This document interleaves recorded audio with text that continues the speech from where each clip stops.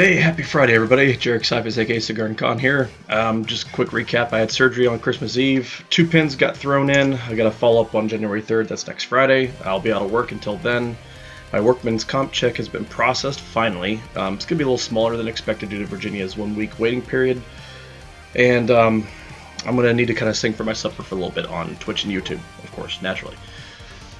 So some of y'all are aware that we're going to be doing a little bit of rebranding going into 2020, and I'm still working on that. Again, plan is to have all that done and ready to go by the 1st of January.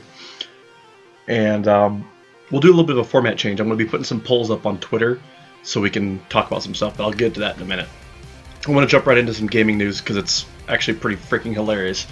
I'm sure you've all heard by now about Fallout 76's being hacked. Originally it was some hackers had figured out how to get into the game and spawn objects and scripts and different kinds of things in the game, and then they went and found out how to steal people's inventories.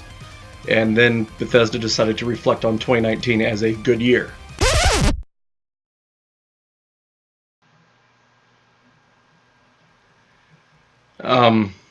So here's a thought that I have about that. So maybe launch a feature-complete game without locking pre-existing development behind paywalls and allowing hackers to raise an army of spawns while they steal hundreds of earned items from players, including things that they bought on the Atom Store with real money. Ooh! Then you could say it's a good year.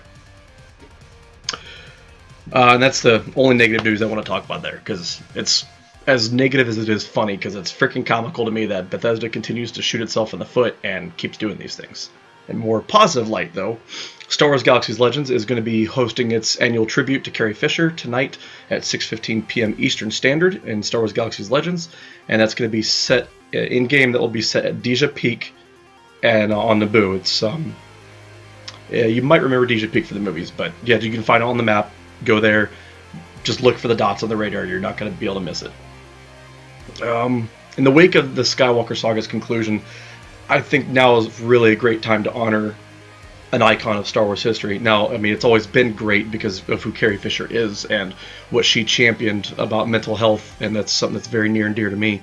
But you know, in the wake of the Skywalker saga, if you haven't had a chance to go out and visit the Carrie Fisher Princess Leia Memorial, please do so. You won't regret it. It's pretty awesome. And if you want to know how to get started in Star Wars Galaxy's Legends, if you haven't played it before, if you're a former SWG player from the live days, there'll be a link in the description below. Follow through it.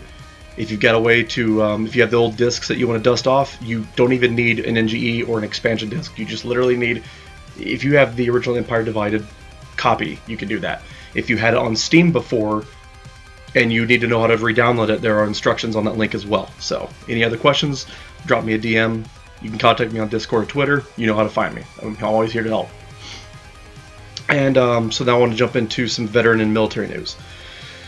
This is kind of twofold because I wanted to avoid politics on my channel, but this is something that I think is very, very important to talk about.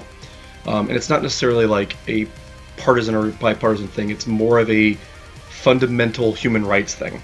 I'm going to butcher her name, so I apologize in advance to the Spanish-speaking audience out there. Rocio Reboya Gomez. I'm not sure if I pronounced her middle name correctly. She's the mother of an Army Second Lieutenant, Gibram Cruz. She's being deported, and he had to rush home from his posting in Arizona, home to California, basically to say goodbye over the holidays, because she's been here for 30 years. 3 decades worth. She has no criminal record. She owns a U.S. business.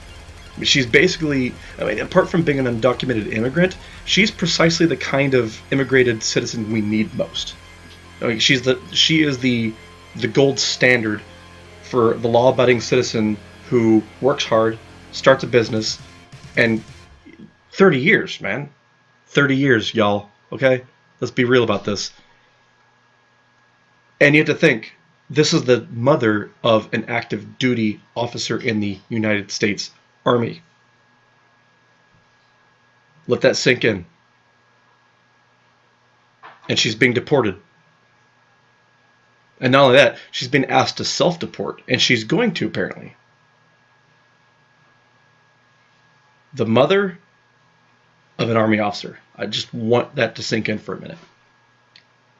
Put yourself in an immigrant's shoes who came over to America and decided to earn their citizenship by joining the United States Armed Forces, and then you get told that your mother is being deported after 30 years of being a faithful, honest, crime-free citizen who owns a U.S. business.